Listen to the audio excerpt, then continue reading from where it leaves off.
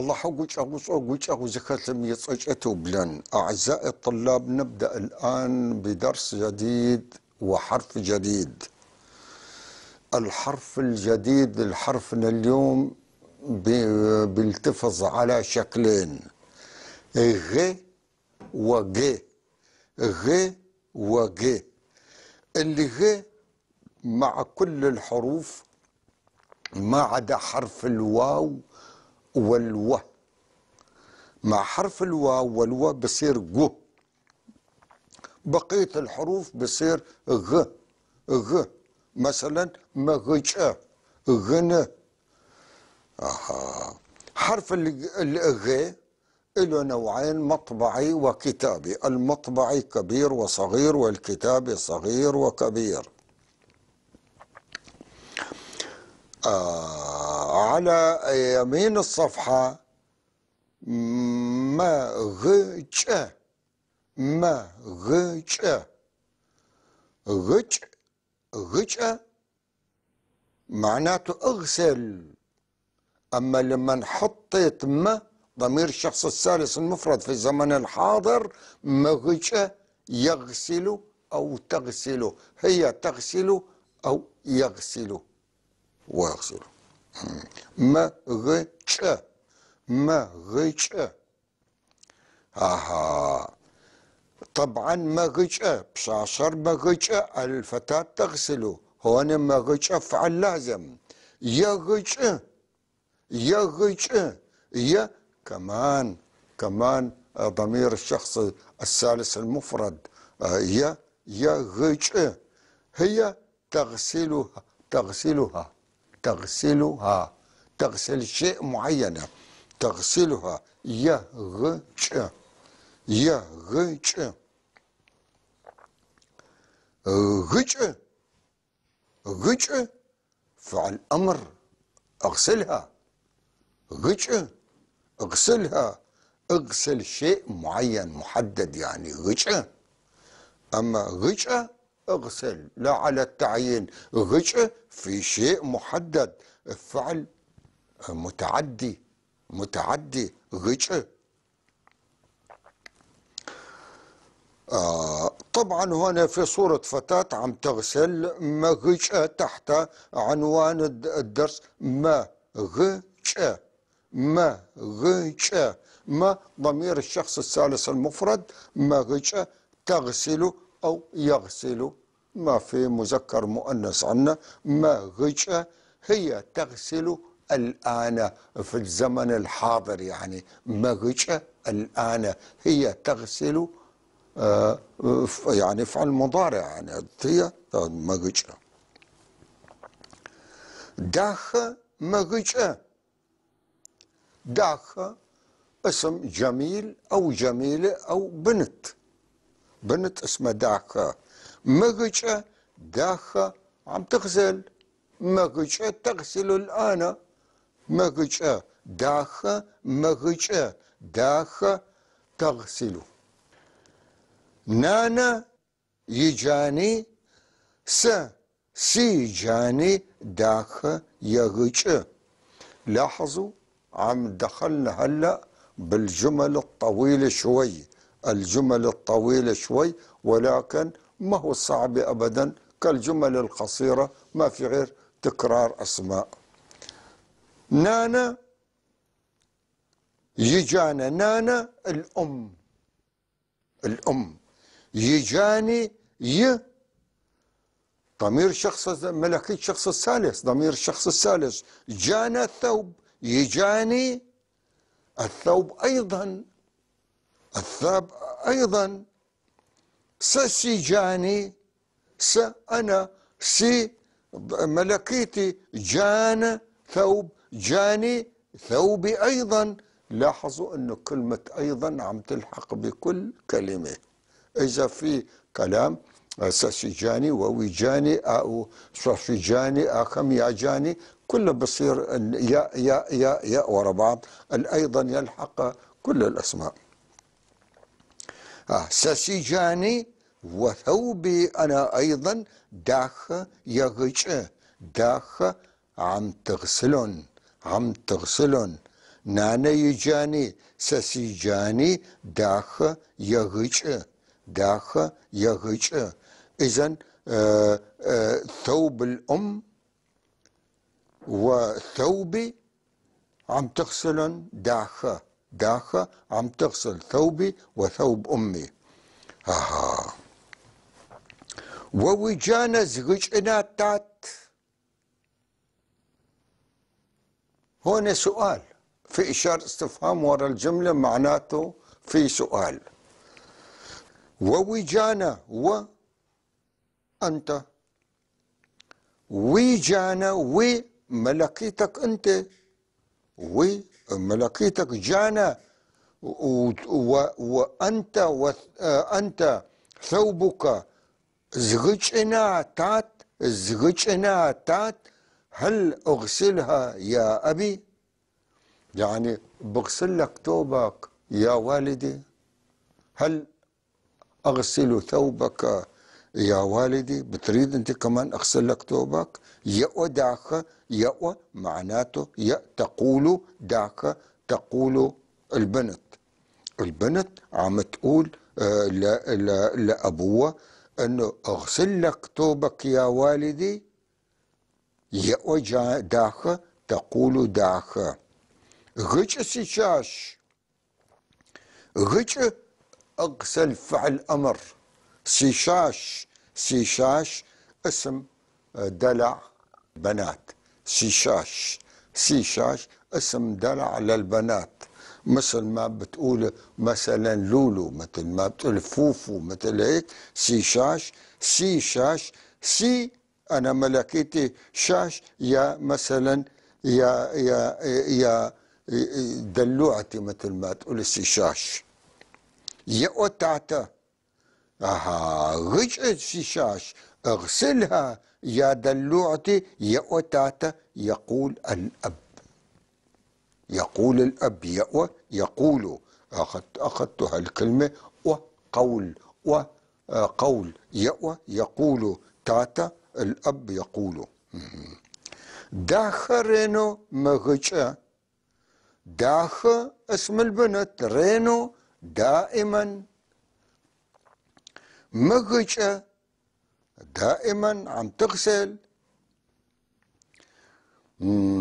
داخ رينو مغجأ، داخ البنت دائما بتغسل. مغجأ تغسل دائما. أشبو يغجأ. آش هي بو كثيرا. يغجأ تغسل، هي تغسل كثيرا، هي تغسل كثيرا. الغسيل كثير وعم تغسل كثير كمان. آش بو يغجأ. هون في سدا داخ غجرار. ماذا داخ تغسل؟ سدا داخ يغجرر. سدا ماذا داخ اسم البنت غجرر. هي الياء الكسرة، هي تغسل. لاحظوا التركيب، الجمل كيف. سدا ماذا داخ الفتاة الاسم ده يغجرر. ماذا داخ تغسل؟ تغسل الكسرة هون بدال التاء، فعل مضارع. سدا داخ غجرر. هنا عم بيسأل طبعا الجواب بده يسأل نانا يجاني، ساسي جاني، تاتا يجاني، يغج. يعني هن ما حاطين سؤال، ما حاطين جواب، ولكن بإمكانكم تجاوبوا من نص الدرس. بغرب، بغرب، بغرب معناته أنف التلة،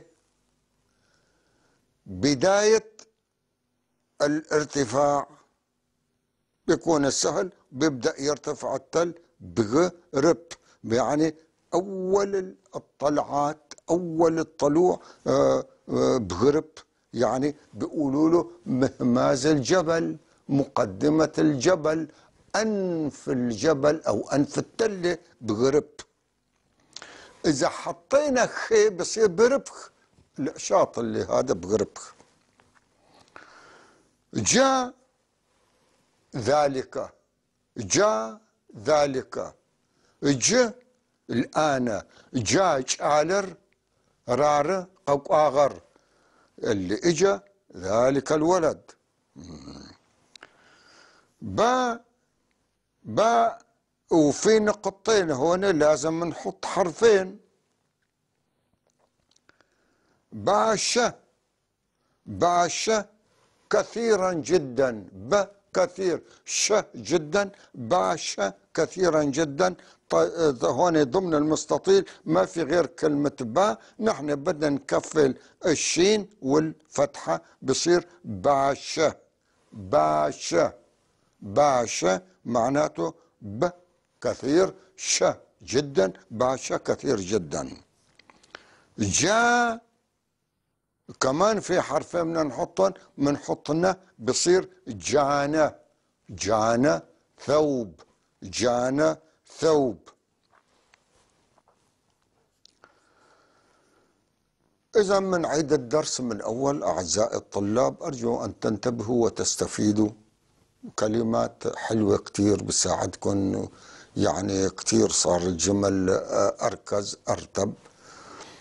غ، غ، الحرف غ هذا مع كافة الحروف بالأبجدية بصير غ، إلا إذا مع أحد الواوين بصير جو، بصير جو قلب. هذا غ، غ. على اليمين ما غ ش، ما غ ش.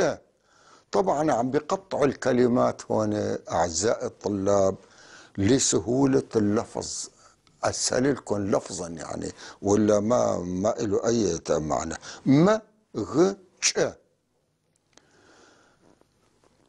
تغسل، ما ضمير شخص ساز المفرد في الزمن الحاضر، إذن مثل ما بتقول هي تغسل أو تغسل. ما غ ش، يغش، يغش تغسلها. فعل متعدي هون، هون الفعل متعدي بده مفعول به، بده مفعول به لحتى الجملة تم.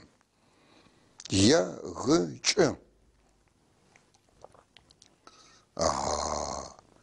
غش اغسلها، غش كمان الفعل متعدي، اغسلها، اغسل الشيء، شيء معين. غش. تحت في صورة فتاة عم تغسل بالطشت بالوعاء الكبير، مغشة. مغشة معناته عم تغسل، مغشة تغسل، تغسل فعل مضارع هلا عم تغسل يعني.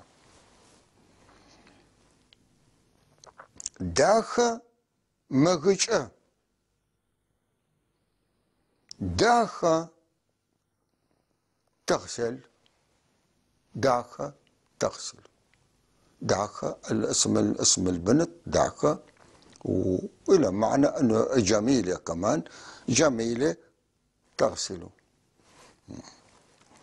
نانا يجاني سسيجاني داخة يغش.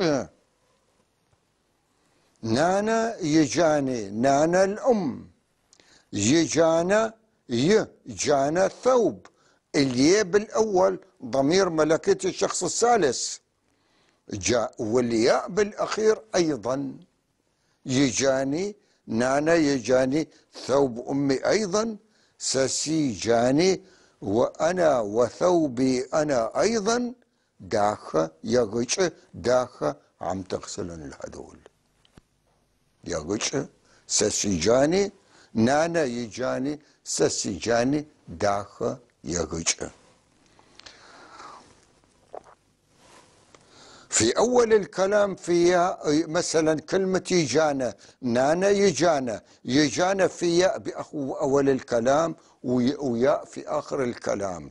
هذول اثنيناتهم يعني داخلين على جانا مثل ما بتقول يعني وش جذر كلمة ثوب. يجانا الياء هنا ضمير ملكية للشخص الثالث المفرد، يجانا ثوبه ني الياء الثانية أيضا معناته نانا يجاني ثوب أمي أيضا سيجاني وثوبي أنا أيضا داخ يغش داخ عم تغسل ووجانا زغجنا تات وي ملكيتك انت وي شوي اذا ملكيتك انت ثوبك وانت ثوبك اغسله يا ابي تات زغجنا الالف باخر الفعل سؤال على طول عم بيسأل تات ابي وإشارة استفهام. إذن هل أغسل ثوبك أيضا يا والدي؟ تات يأوى جاخة تقول داخة. غجس شاش الأب موافق عم بيقول اغسلها يا دلوعتي. يأوى تاتا يقول الأب، يأوى تاتا يقول الأب. غجس شاش يأوى تاتا يعني اغسلها يا دلوعتي يقول الأب. داخ رينو مغجأ، داخ رينو مغجأ، داخ البنت هاد رينو دائما مغجأ عم تغسل دائما، يظهر عيلتها كبيرة مغجأ. آش بو يغجأ، آش ذلك أو تلك للفتاة، بو كثيرا يغجأ تغسل كثيرا، غسيلة كثير يعني من ضلو بو يغجأ. سدا داخل يغجرار هنا سؤال. سد ماذا؟ سدا ما الذي داخل البنت يغجرر تغسل؟ شو عم تغسل البنت؟ طبعا بالجواب بدي يقول نانا يجاني سسيجاني تاتا يجاني يغجخ او يغجخ. هون بنجي للكلمات ضمن المستطيلات. بغرب مقدمة المرتفع أو الجبل أو التلة، بغ منحدر، رب الأنف يعني مقدمة الجبل. جاء ذلك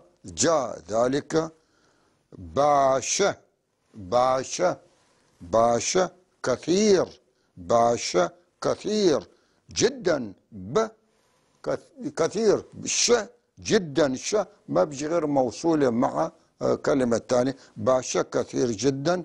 جانا ثوب،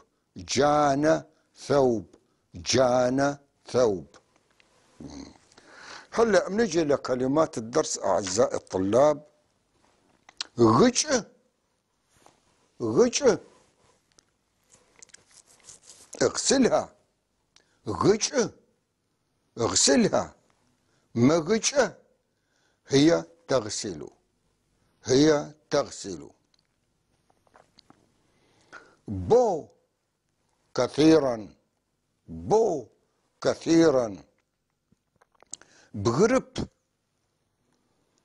مقدمة الجبل أو أنف الجبل، بغرب.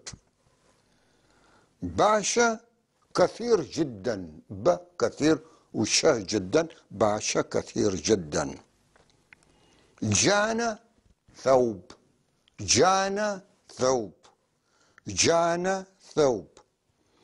في عنا هنا بدنا نتعلم العد باللغة الشركسية.